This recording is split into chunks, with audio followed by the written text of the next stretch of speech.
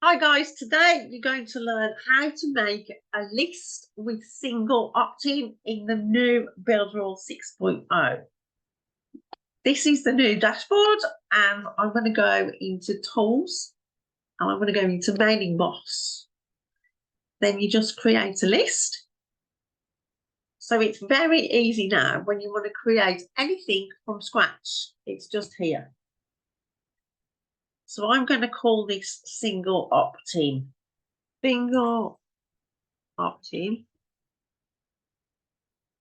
Now, the difference between single and double opt-in is if you're doing a launch and you want to capture the email and then go straight to the sales page, that's when you use the single opt-in. You can use single or double opt-in out.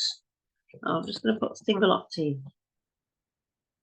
So when you use single opt-in, just to confirm, it means that you're doing a product launch from JBZ or Warrior Plus.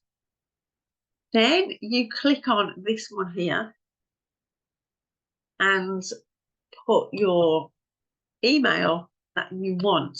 Then all the emails will be the same. So it's now your list names here.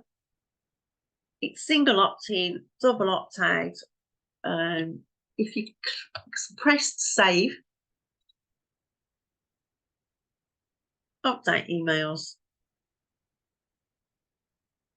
and there you go. If you want Builderall 6.0, click the link in the description.